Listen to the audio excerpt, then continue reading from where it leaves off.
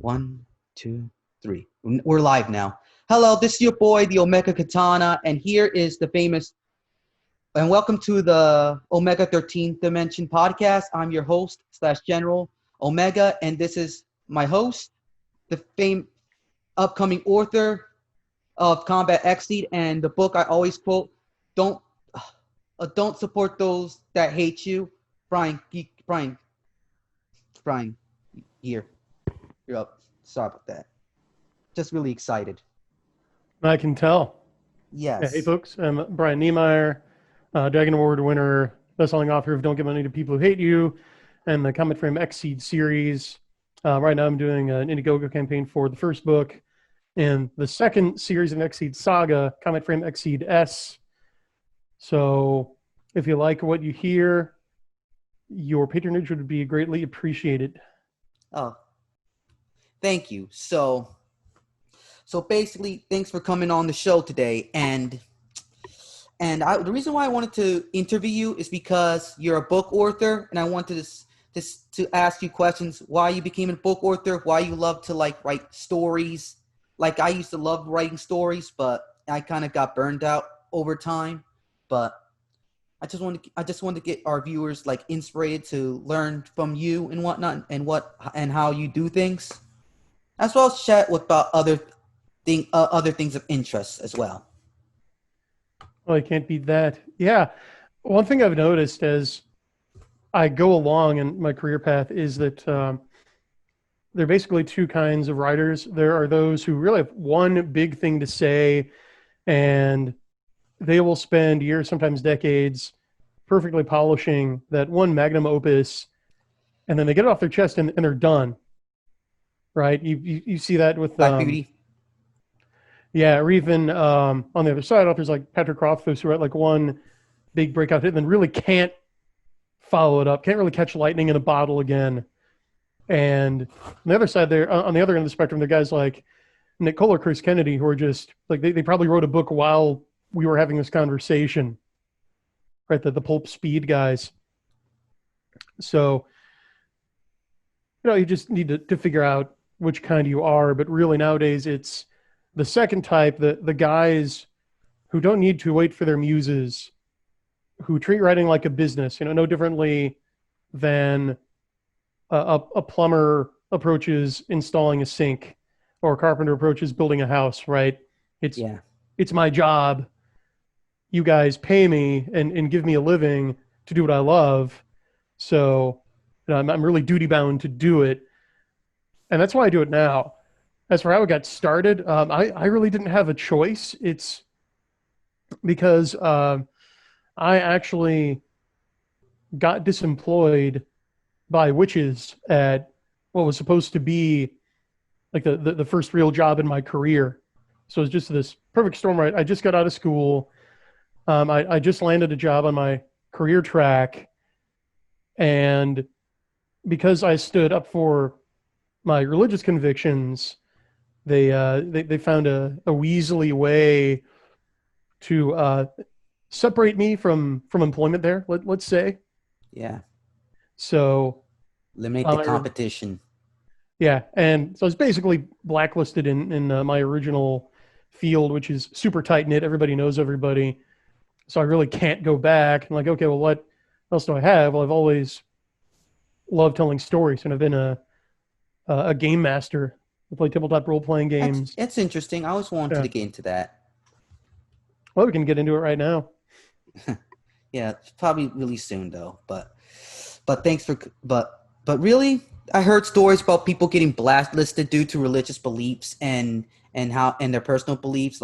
It's like being in a high school clique. I thought people grew out of that crap, but I was wrong. Twitter proved that if you don't believe in a certain clique, people will blacklist you, people will mock you, people will call you an insult, people call you all sorts of names if you don't agree with them, even though it is factual. Yeah, America has turned into one giant high school cafeteria, man. Yes. We're living in it. Yeah. I just want to play my freaking video games in peace. Right, we just wanted to play our video games. The ride never ends. Yeah. So the reason why I wanted to get into writing, because like you said, I always love telling stories. I always love making worlds. My dad always tells me, Akili, You should go into game development. You should go into game development or so because you love creating worlds. When I was a little kid, I used to draw all the time to the point it's not, Z-axis, right? When an object's below, behind, and whatnot. Instead, I used to stack them on top like Tetris bricks. Oh, nice. But yeah, I vaguely remember this, but I always loved to draw worlds, mostly in the science fiction variety, because I loved outer space and space travel, as well as settings that take place in the future, like cyberpunk, post-cyberpunk, robots, mecha anime, space operas. You're talking my language. Yeah, that's why I love Combat XSeed, because it's like Gundam Seed or Mobile Suit Gundam Gone Metal Gear. Basically, Front Mission. Yeah, that's a good way to put it. Because I always love my robot anime, but done in a more political side, like Metal Gear, and that takes place multiple generations each sequel, which stars a different protagonist to prevent the story from becoming stale. Feel me? Yeah. No. Well, and you totally feel my work, and you're getting it. Thank you. Yeah. Because even though you're a Christian and all, but I'm a Muslim, but I believe many stuff that you said. Because I believe in open free markets as well, because the high school cafeteria is not open free market. No. You have to stay in the clique, or you're a freaking outcast and bullied for not going into a clique. Well, exactly. And now that's being applied on a societal scale And it's scary. Oh, yeah. There's nothing more horrifying than a self-entitled hall monitor with no limiting principles and absolute power takes over. I mean, that's a lot of what you see in the Seattle Autonomous Zone. Yeah, and I heard that place is really, really awful. It's like they have no freaking way to construct a society. You have to have rules to construct a society. And look at that zone. Lawlessness. Chaos. No money structure. No economic structure. No structure, period. It's all for yourself. Yeah, and contrary to what some people might think, we're on the extreme black pill side, that we might be headed toward Mad Max or something. That's not really realistic. If you study history, what you learn is chaos doesn't last forever because there's an innate human need for order and structure, and you will be surprised to see what some of your friends and neighbors will do for order, who they will turn to. Yes. That's what's really scary. It's not so much the descent into chaos. They're going to easily be brainwashed because they want to feel comfort and way up to belonging of a community. Yes. I feel your language, man. Sounds like it. Yeah. Because I always start the interruption. I always learn from articles because my interest is basically current events, social political current events. And I took a hiatus for a long time because it got me depressed. But it influenced my imagination greatly. You've got to take a break every once in a while. Yes, exactly. Play some video games. Even my dad said it. Akili, you should take a break on that. It's getting you depressed. Sounds smart. Yeah. I love my dad. I love my mom. I love God. God's awesome. God's great. And I'll get to that later on, but can you tell me about why you created those books in the first place? Yeah, it was kind of like you said. I was a big Gundam fan. My personal favorites are Zeta Gundam, MS Gundam, and Gundam Wing. But I just thought, what if we start from today? And this was like 15 years ago. Yeah. So, yeah, oddly enough, Comet Frame XSeed has proved kind of prescient because I'm a student of history. I was actually studying history then, and I thought, okay, what if we take the current trends we're seeing and extend those into the future? And what I saw happening was global economic and social collapse, egged on by these tech oligarchs. And what the oligarchs in Comet Frame XSeed did in the background of the book was they formed their own private space program and fled the chaos it helped to cause on Earth for outer space. And I mean, now we have Elon Musk launching the Dragon rocket with SpaceX. So they can, And it's an open secret that Jeff Bezos basically wants to build O'Neill cylinder type colonies at the Lagrange points. I mean, he wants to go Gundam, man. on. Yeah. And the colonists are enslaved as well. They were treated as crap and worked as slaves as well. It's basically as the Earth Federation and the oligarchs of Xeon, basically, for an example, are basically working as they're on the same side as the elites. Both sides suffer massive casualties and chaos, while the oligarchs will be like smoking their cigars and chilling and eating their popcorn in the background, collecting those mobile suit sale checks. Right, exactly. And that's what Tomino missed. Yeah. Which is that like the bureaucrats, the nanny state, oligarchs of like the Earth Federation from Gundam, and then the controlists, right? So like Xeon and Char. Yeah. Like the radical environmentalists, basically. They're on the same team.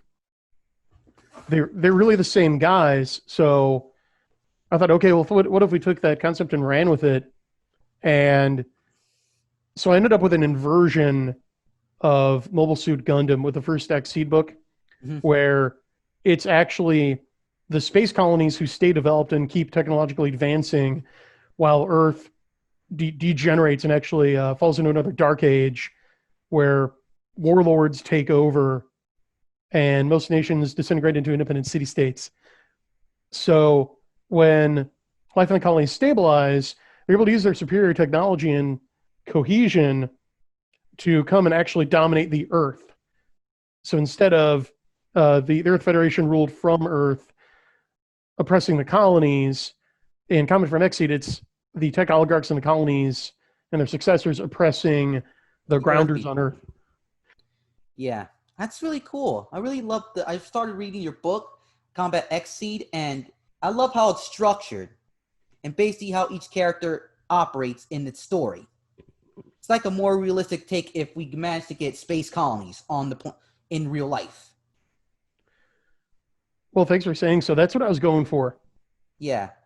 And each character is neither good or evil, but they have their own sides. And the main character, in the first chapter words of the pages of the book, even the main character was even sorry for killing a person because it's not originally in his heart or in his programming to base, or not programming, being like mindset to actually kill a person. But you know, you're fighting in a war.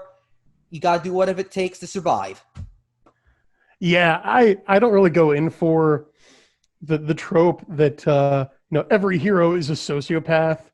You really see this in D&D a lot because with the number of sapient beings they kill, almost any Dungeons & Dragons party member, whether they're chaotic neutral or lawful good, would qualify as a sociopath at minimum. Yeah, because they don't care about others' opinions except what they think it's right. Right. So in like the second Comet Frame XSeed book, Coalition Year 40, one of the main characters is a 14-year-old kid named Simon Trent, whose background is as a computer programmer. And then he's basically selected to pilot an XSeed. He's just handed this multi-billion-dollar death machine and told to go have fun. He's like, but okay. I mean, I joined this to I joined this group to make a political statement and stuff, and now it's real. This isn't a game. My actions actually have consequences, and they're horrifying. And so a lot of the book is him coming to terms with, like you said, the duty of being a soldier, right? And when you sign up for something, even if it turns out it's not as it was billed, well, you're committed now. And you can really either go all in or get out, but there are no half measures. You'll get destroyed that way. So he's got to figure out how to walk that razor's edge. Yeah.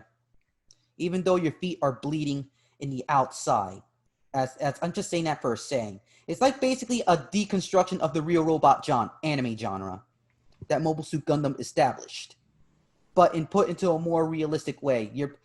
Even a 14-year-old doesn't understand some concepts, right? Till like it was too late that he cannot comprehend the whole situation.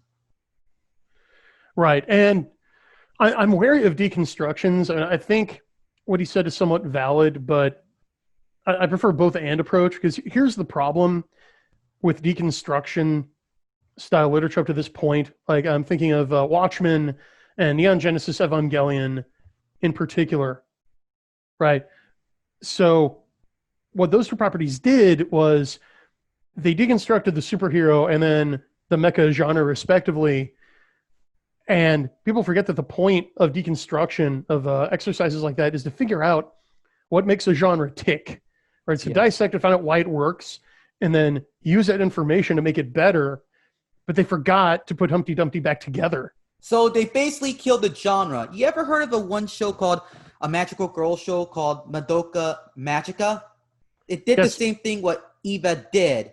They forgot to put Humpty Dumpty back together again. So they basically killed what you said and what I said, basically killed the magical girl genre, American superheroes, and robots. Yes. Because let me tell you something. When I wanted to make my own robot story called Starwing, the Starwing French saga, it's basically a reconstruction.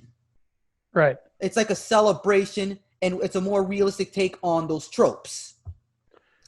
Right, and that's what I did with XSeed, or at least tried to do, where I spent like the first act sort of dismantling the real robot genre and finding out what made it work, and then I put it back together.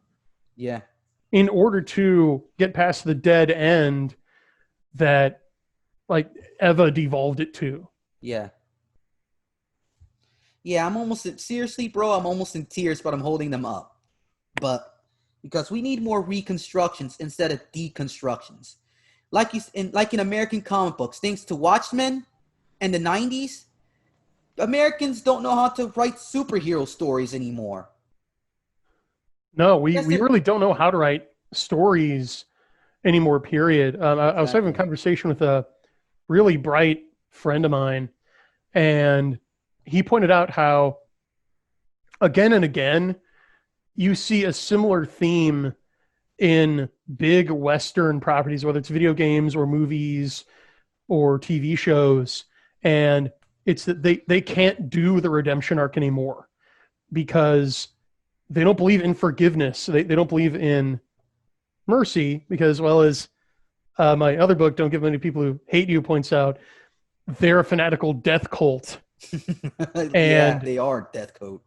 They are. And Moloch doesn't have the power to forgive you. Only God can forgive you.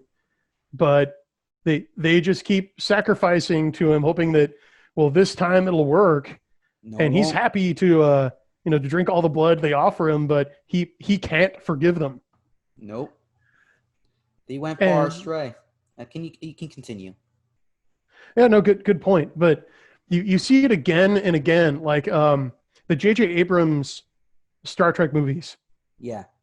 They basically repeat the same plot over and over, all three of them, because they can never really bring closure. The characters can never really grow and get past their past mistakes because J.J. Abrams doesn't believe in a world with forgiveness. Yeah, that's kind of scary. That's what happens if you take away religion. Yeah. Because this is my personal belief. If you take away religion, which teaches you about forgiveness and taking care of your fellow, having empathy for your fellow man. If you take that away, you take away forgiveness, you take away why we're here on this planet, you take away good storytelling, you take away morals and values. Yeah, you do. And it's really clear. I don't want to get too deep into it, but for those who've seen it, I actually didn't, but I have heard how it went. They tried to recapitulate the end of Return of the Jedi in Rise of Skywalker and completely made a hash of it. They just completely destroyed the series. Yeah, and why Return of the Jedi is a great movie is because they nail the redemption arc. Yeah. the heroic sacrifice. Hmm. But you cannot have Anakin Skywalker giving his life for his son and gaining forgiveness in a J.J. Abrams Star Wars movie. Yeah. Because those people have skeletons in their closet as well, but we'll get into that another time. Mm. Because if they don't believe in forgiveness, then how you believe in kindness and respect to your fellow man if you don't believe in forgiveness? Everyone makes mistakes. Every religious book will tell you everyone makes mistakes, even in the Quran, because they tell you about everyone makes mistakes and we are all forgetful. Meaning we all make mistakes. And you have a chance, you have times and unlimited times to get back on the right path. Yeah, in the Christian tradition, the Greek word for sin literally means missing the mark, right? Now it's like you're willing to tell you're an archer. Yeah. And, your aim is off. You let the arrow fly and, it misses the bullseye. Sometimes it goes straight past the target and like breaks a window. Sometimes it messes up really bad. But yeah, and the death cult thinks that, well, one strike and you're out, to mix a sports metaphor, archery and baseball there, right? Yep. And there are no do-overs. Nothing. Get out. Yeah. But they still believe in human fallenness because, even Mitch McConnell of all people, or his account just tweeted out yesterday about America's original sin. So, we have an ostensibly secular legislator using theological language. Well, what's original sin? Well, in Christianity, it's the stain of sin everyone is born with. It's not actual sin, meaning you don't incur original sin from any act you did, but it's human brokenness resulting from our first parents' fall. So they believe that everyone is tainted with it. The death cult does. Well, and specifically certain groups of people, but there's no way to remove it. Nope. But basically, yeah. That is like, I believe, but I don't believe that all humans are evil. But basically, all humans are taught to be neutral at birth, but they're taught whatever they are by their parents over time. That's kind of the flaw of that guy's ideology. Mm-hmm. Yeah.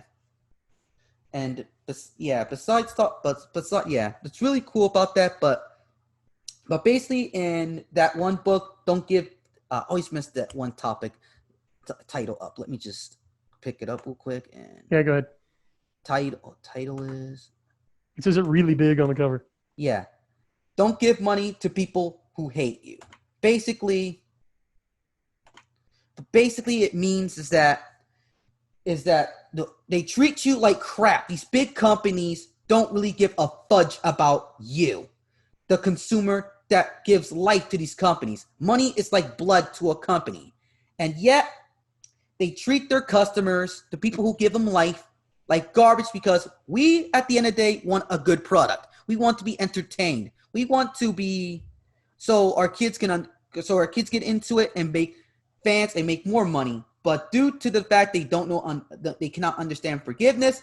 They cannot understand different people's opinions. They don't add equals to a closed mind. And they don't like competition. I made a YouTube video like a day ago and another one like 2 days ago about The Last of Us 2's double standards on their censorship policies with Japan. Due to in spoiler alert, in The Last of Us 2, one of the characters was go look this up online, and it's the scene that really got me angry, legit anger. Now I'm not following this for clout, because I hate double standards and corruption. You probably heard about this already. You probably see this on my tweet there. That's going viral. It's basically a softcore sex scene, softcore porn, borderline. In a video game. Dude, I do not want to look on porn in a freaking video game, okay? The reason why I'm protecting the Japanese games is because I feel for them. Why their games have to be censored for global standards, aka the oligarch's taste, while Japanese games feel the burn and the banhammer, and the nichier ones feel the blow the most. You can't have two sides of the same. You can't, as the saying goes, a servant cannot serve two masters. Mm-hmm. It's basically what it is. You're telling one side to do one thing, and you're telling one side to do the other thing. Exactly. And even though some people in the cult, like, you're going, why do you care about this topic, or making trollish or sarcastic comments, and even though I was so heated that I overread some people's comments that actually agreed with me, that's kind of scary with the internet and how your emotions work and all. Totally. Yeah, but anything besides writing, besides D&D and writing, what type of games do you love to play? Well, I like retro games. Same here. I love retro games. I love Super Nintendo. I love NES. I love the Neo Geo right here. Got the Neo Geo Mini here. Oh, you have clout, sir. Yeah, I just finished Terra Enigma for the first time. I need to get into that, man. I always want to get into that, but yes, I play on an emulator. Don't bum rush me here, but I support emulation. So anyways, that's how I got into retro games more, because I appreciate them more because of emulation. But I heard Terra Enigma was a fantastic game. It's good. I'm playing on the original NES hardware, although the game was never released here in the States. Yeah. And playing it, I can see why. But one of my buddies is a major collector, and he was actually able to get a U.S. region custom-made cart for it. Yeah. But yeah, in terms of the trilogy, because like a Soul Blazer, Illusion of Gaia, and Terra Enigma form sort of like a loose spiritual trilogy that spun off from ActRaiser of all series. And I'd say Terra Enigma is it's easily the second best after Soul Blazer. Yeah. About Twin Tech's games, the creators of those titles, in the end of at very end at the credits of ArcRaiser, you were turned into a stat. At the end of the game, your character was a statue, and over time during the credits roll, years gone by, and your statue began to erode because of people's forgetfulness of what your deeds have become. Mm-hmm. And at the end of the credits, your statue is nothing more but then like a bunch of rubble put together with moss and whatnot. But over time, you were never forgotten because some people remember you as a form of a legend. As the Soul Calibur saying goes, legends will never die. Yeah, there's almost an Ozymandias reference in that ending. I dig it. Yeah, I love Twin Tech's style, man. That's why I miss that type of storytelling, like combine mythology with human like sociological theories and philosophies in games, which both the West and Japan are lacking. Besides Yoko Taro. Yeah, absolutely. And despite Yoko Taro being a deconstruction most of the time, but at least he does it in a way that's philosophical. Well, he just likes girls. I mean, if you ask him, he loves the girls. He loves everyone. Yeah. But his stories are dark. But at least he keeps them a bit lighthearted so people can catch a break. Besides Drakengard 1. Yeah, I just finished Drakengard 1 like 2 years ago, and I'm currently on Route B of Nier Automata. Yeah. So I finished 2B's segment. Now I'm on 9S's, and I'm digging it. You know, I dig getting to play as a battle droid in a fancy cocktail dress who comes out of a red box to do battle with wind up mechanical monsters. I think that's always fun. Yeah. Yeah.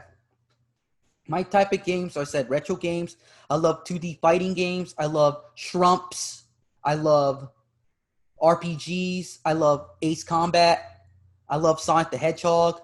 I love a lot of games. Yeah, you got your bases covered there. Good job. Yeah. Yeah, but getting back to, or I suppose using your point as a springboard, I've done a lot of cultural research on not just gaming, but really every sector of the entertainment industry. Isn't that And it? yeah, I asked myself, well, when did it all go wrong? When did the wheels come off? And honestly, for the bulk of it, I have traced ground zero to 1997. Oh, I thought it was like 2013. No, it was way earlier. Oh. Now, video games, especially on PC, lasted a bit longer. But if you get to the point when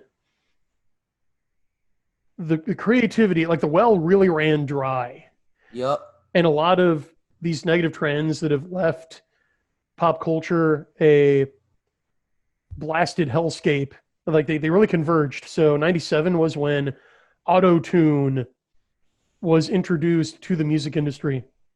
Oh.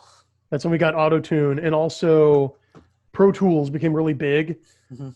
And if you listen to Rick Beato, he's a legendary session musician, has a YouTube channel. He points out that the reason that songs really sound kind of, The same. yeah, they sound the same, they sound processed, overproduced, Yeah. is Pro Tools. And one thing they do is, Mhm. like, back in the day before digital recording, like if you had a drum line, well, again, people make mistakes, right? But so Yeah. the drums wouldn't be perfectly in time. Yeah. They wouldn't be perfectly, but there would be room for the drummer to put his own mark on it. You know, they sounded human. Yeah. And then there'd be room for like the bass player to riff around it. Well, now they record the drums and then digitally lock each drum hit onto the beat perfectly. So everything sounds like a drum machine. Yeah.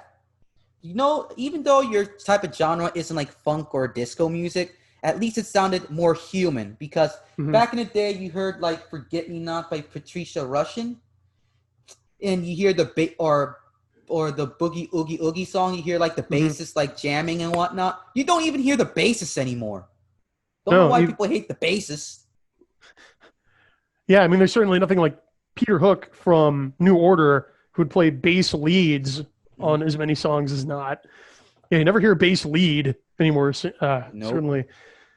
And I mean, that's just in music. I mean, something similar happened with video games, with movies. Yeah, I mean, 97 was the year of the Star Trek special editions where Lucas started meddling with his own creation, like trying to fix what was already perfect. Yeah. That eventually led him selling to Disney and the new. And look at that now. It's dead. Basically, it's on life support or close to dead. No, you're right. Star Wars is dead. It's dead. Exactly. And to me, 1 through 6 is Star Wars. And don't forget the Old Republic and those and the Thrawn trilogy. That's Star Wars to me. Not the sequel, Rey, Mary, Sue. That's not Star Wars. Let me tell you a short story about Star Wars. When I saw The Last Jedi, I thought they're going to like improve upon The Force Awakens, answer some questions about The Force Awakens. But you won't know what I got? Disappointment to the point of anger. Well, it makes you strong. Yeah, strong with the Force, but this is BS, man. I felt cheated as a Star Wars fan. I felt angry. You were. They have contempt for you. Yeah, they have contempt for me, and I'm not spending any dime. I never even saw the last Rise of Skywalker because I was so upset. I said to myself, I'm done with Star Wars, man. You didn't respect the fans. You didn't respect me as a person. Yeah, I don't want to be all I told you so or all hipster like, oh, I saw it coming earlier. But I mean, I'm a professional sci-fi writer and an editor, so this is kind of my job. So yeah, when I saw The Force Awakens in the theater, that is the last Star Wars movie I've seen. You saw the red flags coming, man. I saw it all because I'm like, oh, here's J.J. Abrams. And also, I've been like held prisoner at other people's houses where like Solo was playing in the background, but I didn't give him any attention. But I saw the red flags. I'm like, oh, this is J.J. Abrams, and okay, he's doing his mystery box thing, which he always does, where he presents to you this like big green box with like Riddler question marks all over it, He's like, okay, we'll pull the bone. Let's see what's inside. And there's never anything inside. He doesn't Except know. another box and a Yeah, small box and a small yeah. box. Yeah, exactly. Sorry, yeah. You have the better analogy. It's like Russian dolls. It's turtles all the way down because he doesn't know. And like, oh, well, the rest of the series is just going to be an exercise in futility because he's setting up all these mysteries to hook people, but he's not going to be able to deliver. To solve them because he didn't even brainstorm the story, the plot line. He didn't make a map how things are going to run. It's like basically the person who writes by the seat of his pants, but he does it so badly that it all falls apart. Like Game of Thrones season 8. That had structure, and I don't know how the hell they fucked it all up. Sorry about my French, but I'm not a big Game of Thrones fan. I was forced watching it with my siblings when I was visiting in New Jersey. But season 8, I heard, was a train wreck. They rushed everything due to the guys wanted to do Star Wars, but they got fired, so they went to Netflix to do some stuff. But afterwards, it killed the Game of Thrones franchise for good. Like Last Jedi did to Star Wars. And how The Last of Us 2 is the killer of a promising franchise called The Last of Us. Yeah, and honestly, I don't want to go too hard on the listeners here, but the Death Cult only has as much power as we give it. Okay? Yeah. And what they're doing is they've seized control of these venerable franchises that people of generations X through the millennials love. Yeah. So what they've done is it's like they've killed your parents and hollowed out their skins and turned them into hideous undead flesh puppets. Yeah. That tell you to drink bleach and do drugs instead of getting 8 hours of sleep every night and doing your homework, right? They're telling you the exact wrong thing to do. Mm-hmm. So you've just got to disconnect. You've got to let your nostalgia go. Yeah, and look forward to the future. Support your indie creators. That's one thing the people in charge now, they cannot create original stories because when I said this before, Gen X was the best creators from the 70s and 80s or so. That's my opinion. 70s, 80s, 90s. That's the best era of creation, of fiction, entertainment. Right. And it wasn't Gen Xers doing the creating then, though. It was largely the silent generation. The silent generation? You mean like the 20 people? With Charlie Chaplin and whatnot? The generation right before the boomers. Oh, yes, so that generation. Yeah, so there's depending on which generational model you use, so there's the greatest generation, and then they're their younger siblings were the silent generation, so they were just too young to be drafted into World War II. Yeah. Right? So they're kind of an intermediate generation. Mm-hmm. So the people are in their 70s now. Those are the silents. Yeah. And so the Beatles weren't boomers. They were silents, for example. Yeah. Right? So it was really, and George Lucas is a silent, I believe. So it was the silents who made, either through being the direct writers and directors or producers, the money men, who made the big 80s and 70s sci-fi and fantasy renaissance. Yeah. Okay. Which Gen X grew up on. Mm-hmm. Don't get me wrong. They were formed by those, like the original Star Wars and Indiana Jones and stuff. Yeah. But yeah, that stuff's all gone. It's dead. They exhausted it long ago. Like my friend David Stewart has pointed out, the corporate IP death cycle claimed them all long ago, and they're now undead husks. Yeah. And it's now just the indie creators. Yeah. To bring up a new generation, what you said, bring up the old stories and let them and I just want to say, keep moving forward. Create the futures now. Create new IPs for us to enjoy. You can make risk with them. You can gamble with them. You can go all out with them. You can make tributes. Why there's no lack of IPs? Due to lack of this, they do not like taking risk, and they do not like taking competition. Right. And we're doing it. I could show you a dozen new pub authors who are turning out stuff that would beat the pants off of anything that the big 5 North publishers are coming out with. Because Me and my colleagues, we're out there, we're taking risks. Yeah. We are doing reconstructions, and we're releasing all new stuff nobody's ever seen before. This is where all the fun, India's where all the fun is. Yeah. It's just that the big converged corporations are doing everything they can to gatekeep and just keep to make sure there are no eyes on us, because they don't want competition. They don't want you, the reader, seeing that there's an alternative. They want you to think you're alone, that there's no other choice. Exactly. Eliminate the competition. And I thought it was only for Japan, but I was freaking wrong. Well, we've all had to come to terms with wrong. I recently don't feel bad.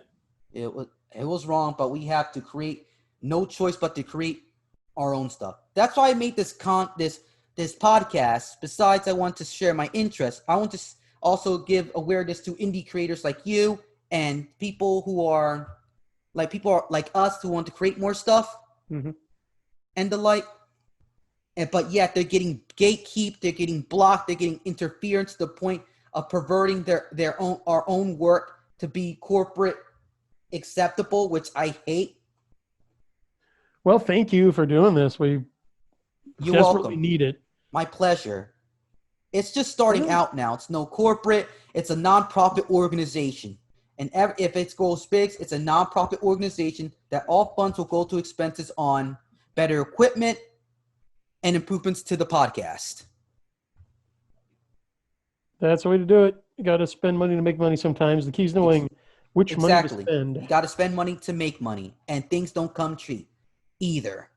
Buy cheap, cry once. Buy expensive, pay a lot, cry buy cheap, cry 1,000 times.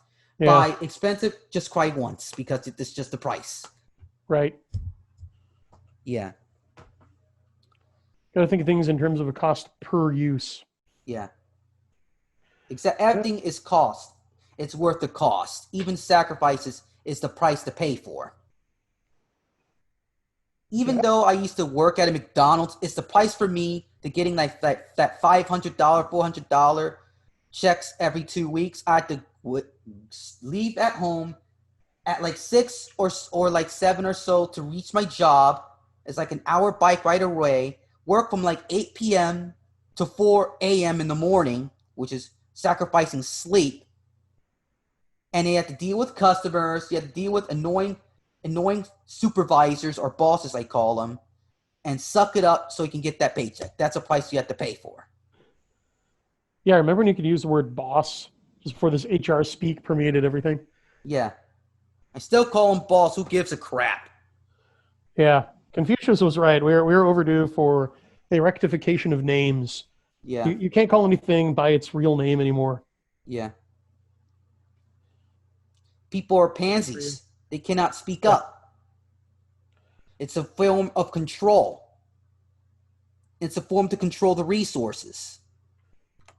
Yeah, it is. And honestly, under the skin, underneath it all, the solutions to our problems are twofold. They are masculinity and right worship of God, returning to worshiping God. Exactly, because it's not natural that a man can be feminine. I'm sorry about my audience here, but it's not natural for a man to be feminine at all. I'm not being racist. I'm just spilling a fact here. And you see it, you see it, because I see it, that you go against the will of your nature, bad things will happen. And for example, getting rid of religion, which I thought it was disappeared in 2013, 2012, when the event of social media gotten huge.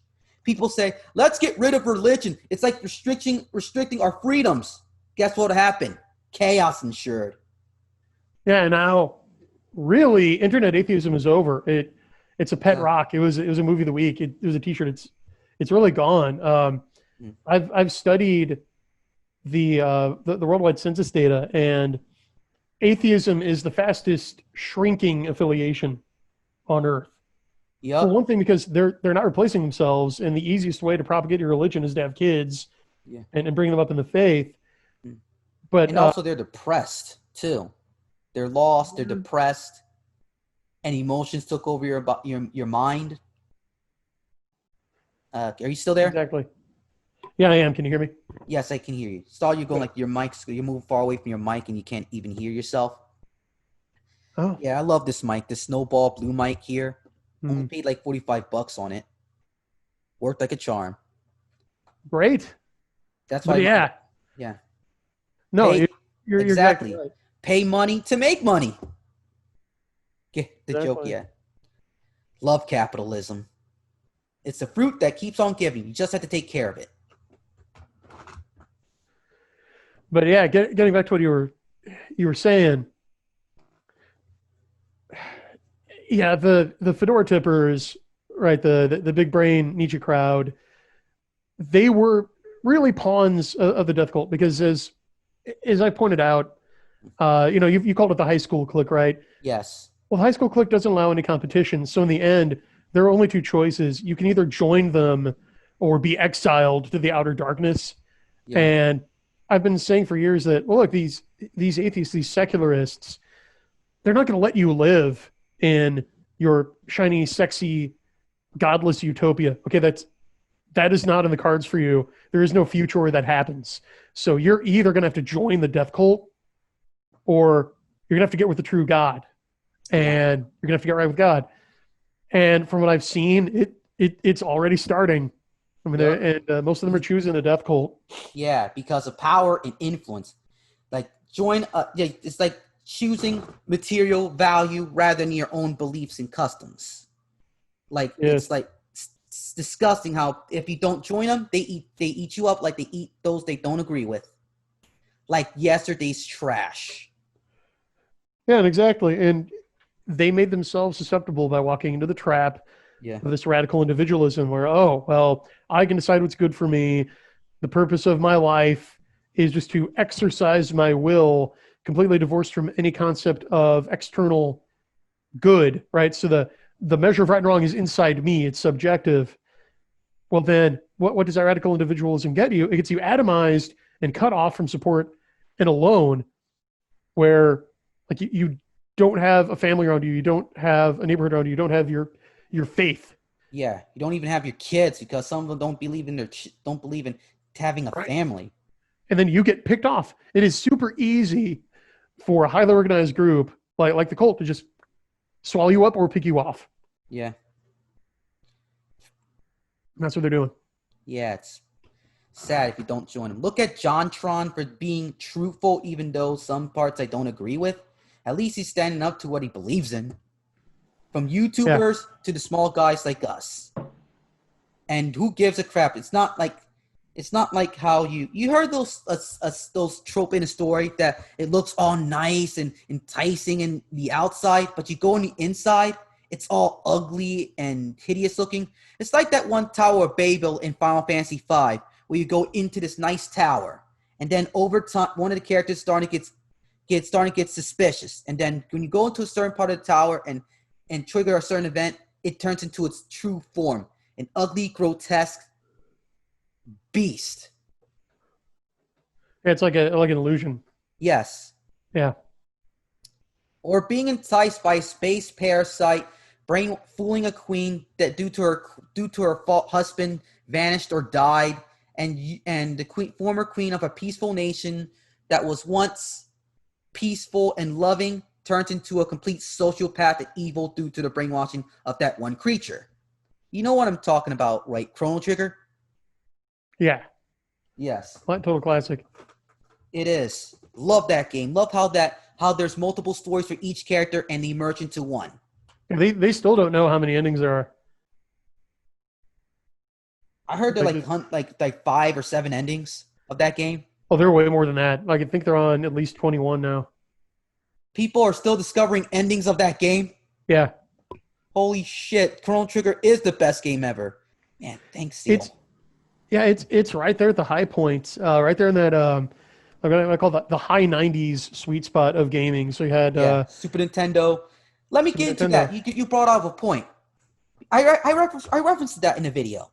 That the 90s were the pinnacles of gaming because of competition. When Sega and Nintendo were at war with each other. And you get kids on the block and said, hey, I got Street Fighter 2. And one kid with the Genesis said, hey, I got Mortal Kombat.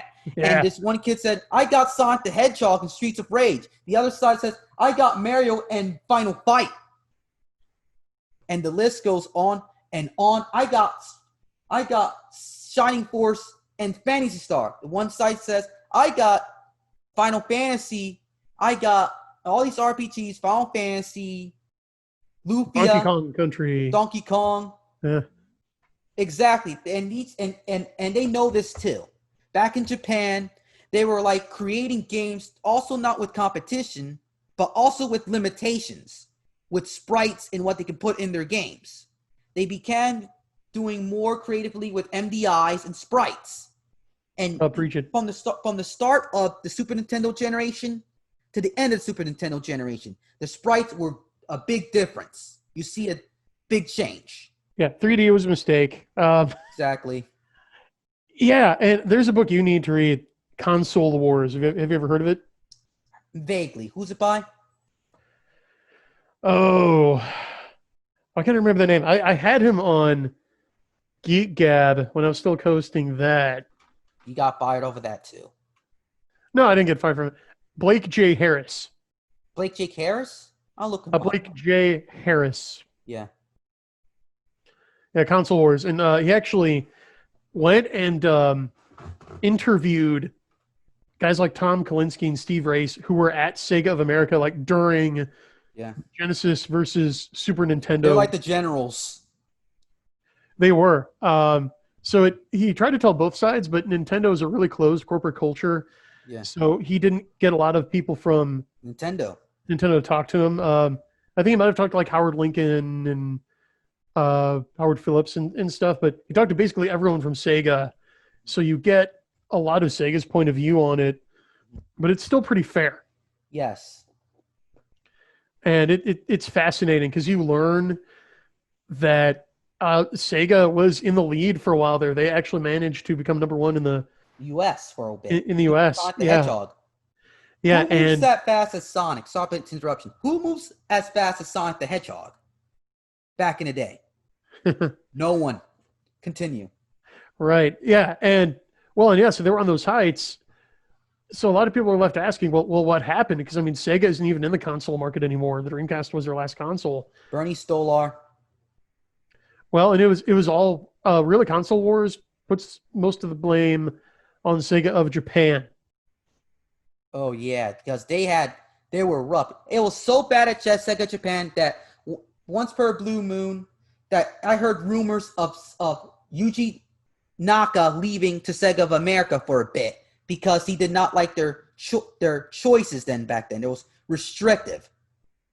It was, and they kind of gave Kalinske a snow job, right? Because they sought him out to be the new president of Sega of America, I believe in 1989. Yeah. And he said, well, okay. He was fresh off from being the CEO of Matchbox at that point. And he's like, okay, my one condition is you got to give me the freedom to run the company as I see fit. Right? If you're going to hire me, you got to trust me to know how to do things. They had like, we should not. It's giving too much power. Well, they said yes. They said no problem. You'll be given carte blanche, and then they didn't, but they did it in this really sneaky way. They just exercised like this soft power way over him. Yeah, or like just like not returning phone calls or just not approving things. They'd never come right out and tell him no about something, but they'd ignore him because, for example, he was at Sega of Japan's headquarters when they were coming up with like the 32X and the Sega CD. And he warned him, like, look, guys, people aren't going to go in for all these peripherals, right? Yeah. Just release. He warned them. Like, release the next generation console. Yeah. Put the CD drive in the next generation console. And they ignored him and he was right. And then over the Saturn, quick story here, Kalinske was in talks with Silicon Graphics to get their 64-bit RISC chip in the Saturn. And Sega of Japan, one of the rare times they told them no, they're like, oh, well, the RISC chip is too big for the case. And Kolinsky had Steve Reyes there. He was the best hardware guy in the business at the time. He's like, no, it's not. Like, They did not want to didn't let him do it. It's due to like they don't want a gaijin telling them what to do. That's basically what it is. Yeah, so the RISC chip ended up in the N64 instead. So imagine what would have happened if the Saturn had the N64's graphics processor instead. Damn, it's like reminding me. It's like, man, it's like a Sony moment again. Nintendo did the same thing with Sony. Yep. It was supposed to be a process, like an improvement of the Super Nintendo, but due to like behind the scenes screw up Nintendo's part, they decided. So Sony had fed up and went with the PlayStation.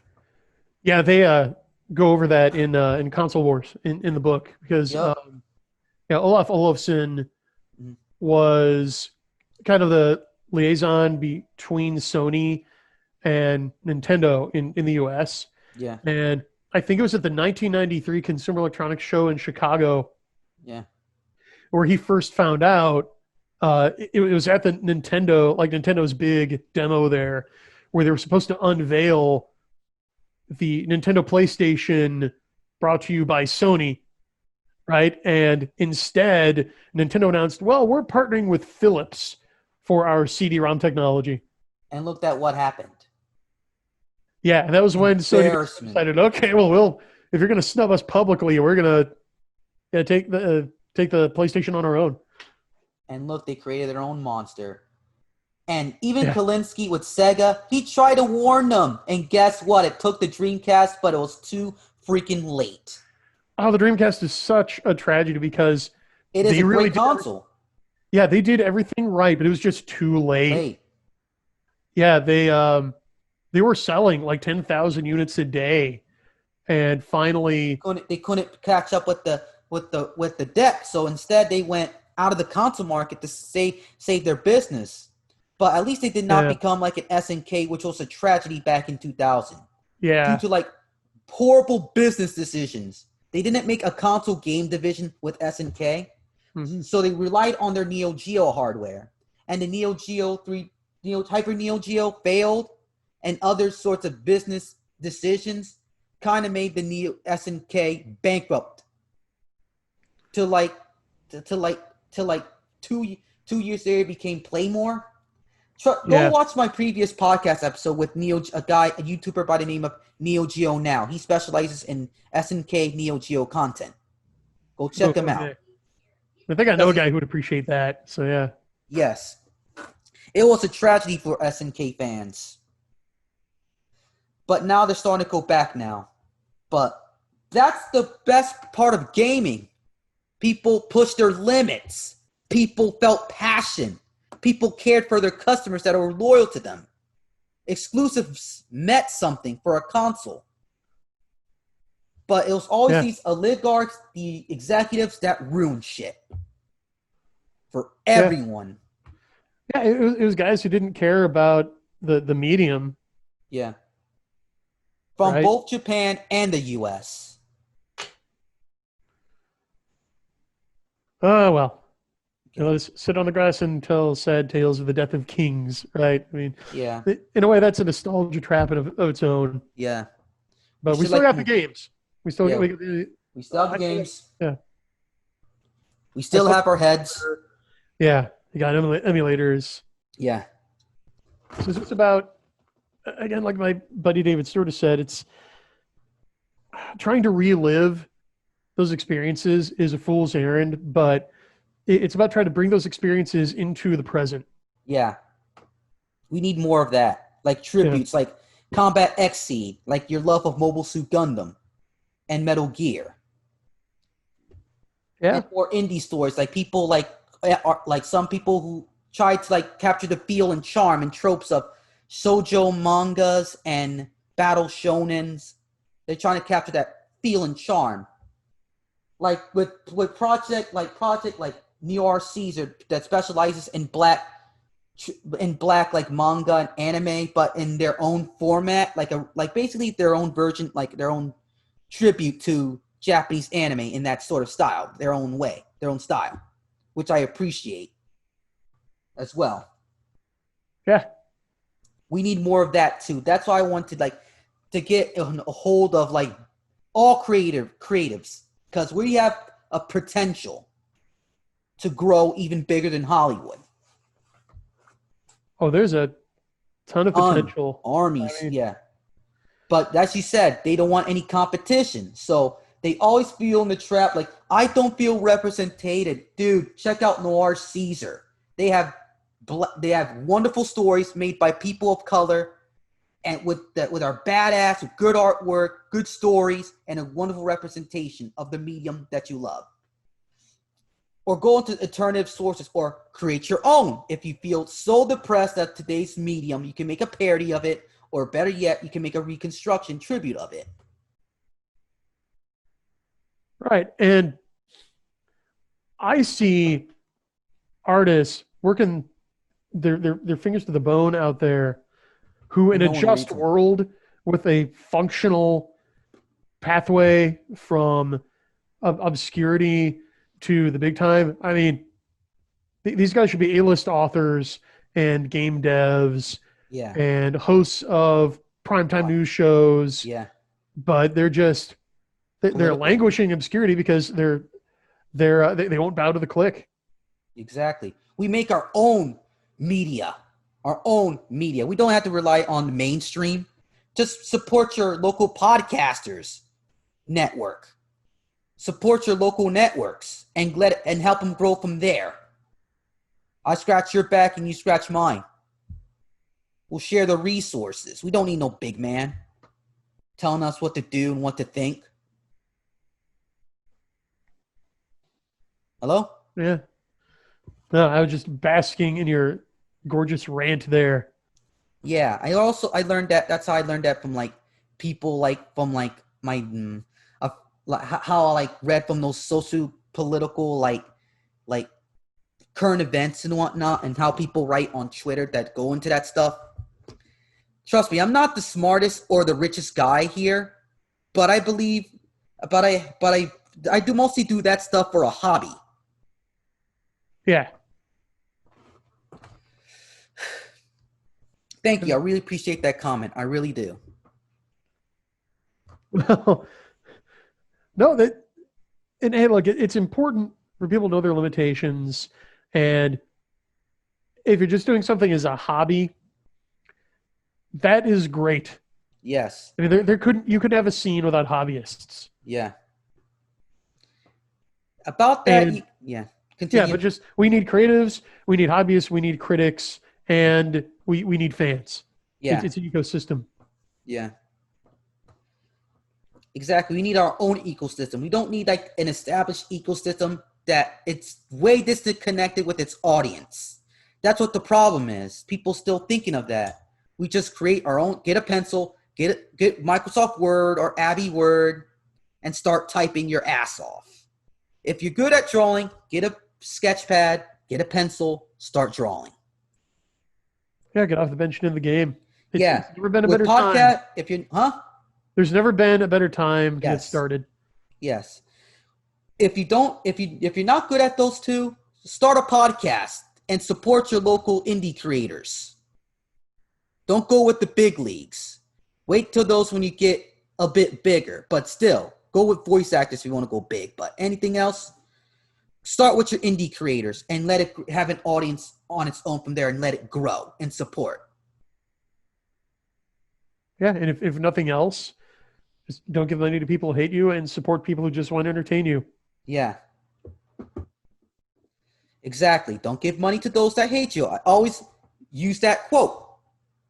Always misword it, but always use that quote. Don't give money to those that hate you. Quote, Brian Niemeier. Sorry about the mispronunciation of your last name. Forgive me for that. Absolve vote. In videos, I quote that. In Twitter posts, I quote that. I love that book. Everyone needs to read it. Well, thank you. It's my pleasure, because it's a lesson to be learned, because they treating us like freaking crap. And it's not even it's a better time to start your own stuff right now. We don't need a big man to get into a big clique, get into a big company, get into a big circle. No, if you're good at your art, you got the internet. You got a word processor. You got a sketch pad. You got a scanner. You got your freaking smartphone. Start creating. And it's and the time is now. The time is now. Yeah. If you're not good at that stuff, just don't support them. Support people who want to entertain you. And if you're not, support making videos on YouTube. Yeah. At least do that. And support the indie guys. They're more than happy to interview them or whatever. Because you're not doing yourself a favor, you're doing them a favor for letting you grow. Yes, it's like planting your seeds, but let it and nurture it and it'll take care of you. Amen. I think that's all that needs to be said. That's a great note to go out on. Yeah. I really got nothing else. Exactly. Same here. Well, thank you for having me on. You too. I want to talk a bit more, but I believe I'm running. It's kind of like almost like 90 minutes or so. So I want to talk about our taste, where you talk about video games or introductions and whatnot. I want to talk more about I used to one quick story before I go. I would love to type on, you remember those Alpha Smarts back in the 2000s? Yeah, tell us a story. Yeah, go Basically, ahead. I was during my times in early high school, I typed on the Alpha Smart to the point I typed in a novel. I don't know what it's about, but I made up a story in my head and I typed it as things go along. And it has robots in it. It has actions and gunfights. And it has your chill moments as well. Forgot what the story is about, but I remember being a prototype for the Star Wings saga. I'll post some pictures on Twitter one day for those who are interested. And I'll get back to writing. And you kind of inspired me to go back into the creative thing. You kind of opened my eyes reading that book. And that's all to say for now. I hope you enjoyed the podcast. Leave a like in the video. Leave a like in the video. Leave a comment in the comment box below the video. Tell them, Brian. We really appreciate it if you do. Yeah, make sure to hit like, make sure to subscribe, make sure to leave a comment below, and make sure to check out Don't Give Money to People Who Hate You, and check out and back my Comment Friend XSeed as crowdfunder. We're closing in on $7,000 and our 6th stretch goal. And when we get there, that will guarantee a free bonus exclusive short story that I will write only for the backers of the project. So to get yours, to make sure it happens, get in there, choose from our tantalizing selection of awesome perks, and support people who want to entertain you. Exactly. Don't forget to ring that blue bell. And don't forget to subscribe to our podcast. I appreciate to the podcast. Support our podcast on Spotify, on Anchor, on iTunes as well, or Apple Podcasts. I call it iTunes, whatever. Support those two. I really appreciate it.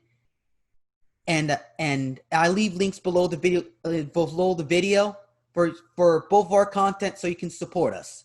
Thank you for having you on. Anything last words you have to say, Brian? Don't give money to people who hate you. Exactly. And before I close the gates on the Omega Dimension, let me just say to myself or to all of you here, don't give money to those that hate you. Don't give money to those that despise you, call you an insult. Don't do that. Stop being involved in that Stockholm syndrome, okay? They don't care about you. And with that out of the way, it's my host. It's Brian Niemeier. Nice having you on, and this is your host, Omega XIII, the general and protector of the Omega XIII Dimension. Until then, signing off, sayonara, and peace. And one more thing, God bless.